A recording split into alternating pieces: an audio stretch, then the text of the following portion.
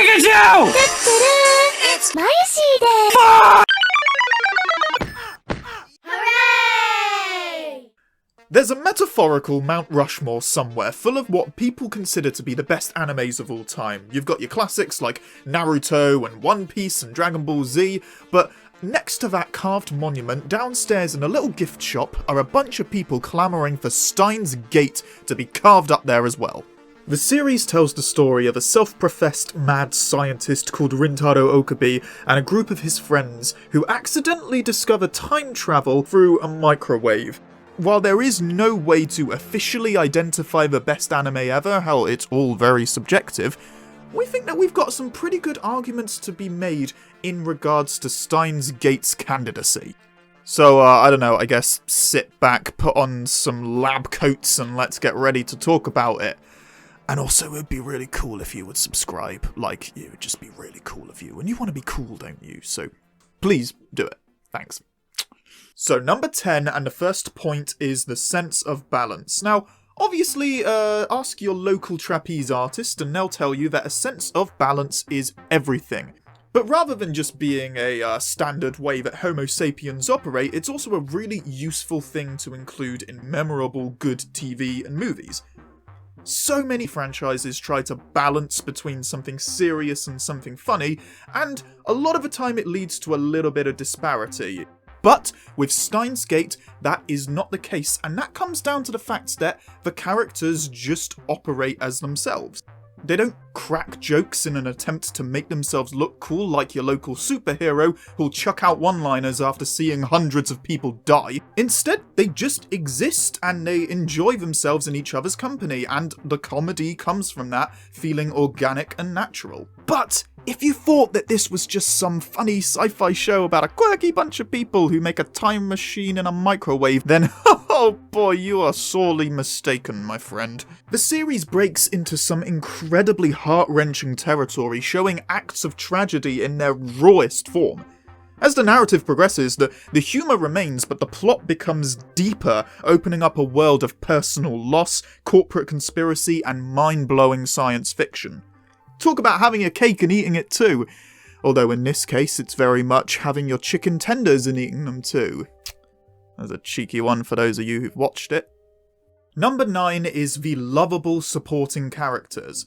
Even if this show was just the main characters sitting around, chatting and doing nothing, it would probably still be entertaining enough to get by. That's the beauty of this supporting cast.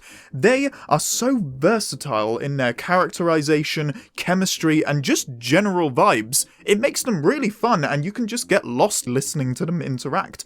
You'll find yourself getting sucked into the quieter moments where the group are just casually existing with each other. It might sound cliche, but the characters are like a little family, all the way from Mayuri to Faris. By watching the show, you feel as though you're part of that unit, even if you're just the awkward cousin who comes along at Christmas and doesn't say anything. Number 8 is the pacing. So, plenty of people might be thinking right now that I've somehow gotten confused and watched the wrong anime, because Steins Gate is notorious for getting off to a really slow start. However, that is not always a bad thing. Sure, shows like The Promised Neverland or Demon Slayer that hook you in right away are great, but Steins Gate does something different. It builds to the excitement rather than just spoiling you at the beginning.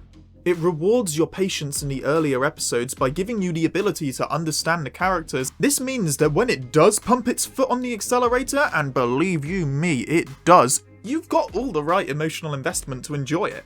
Although a few people might have switched off at the beginning, the ones who stuck around will be glad they did, as the whole thing becomes a symphony that grows until it reaches a dramatic crescendo.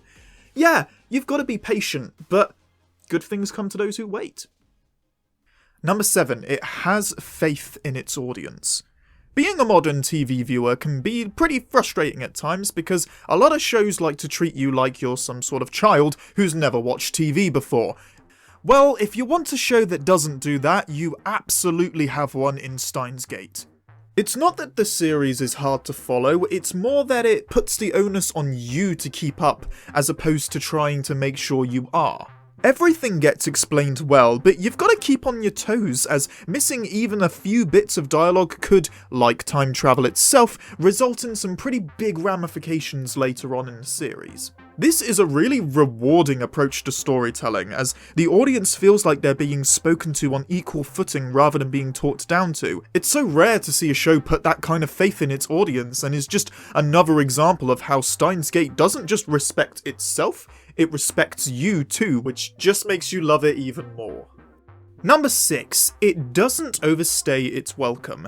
Now, us guys are kind of all convinced that going on as long as possible is a good thing, but apparently not so much.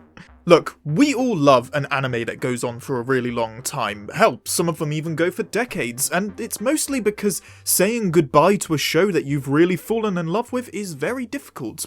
With that being said, there is a lot of respect that you can give to shows that know when to call it quits before they jump the shark.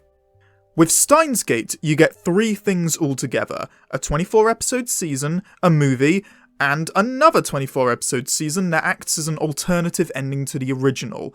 The beauty with that is that while Steins Gate 0, which is that sequel series, is available, it's an optional alternative ending that doesn't mess up the original story.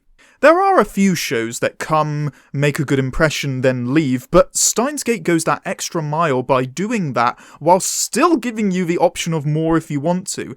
This means that you have the power to decide where the series ends, or even how it ends to some degree, making it almost a collaboration between the series itself and the viewer.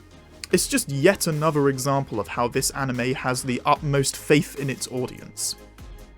Number 5 is masterful time travel continuity. Little bit of a mouthful, not so much. Time travel is really hard to write about! It seems to be ubiquitous that if you're going to do a time travel story, you need to get the actual time travel part of it right, because even the tiniest inconsistency can lead to a butterfly effect that just tears the rest of a show apart.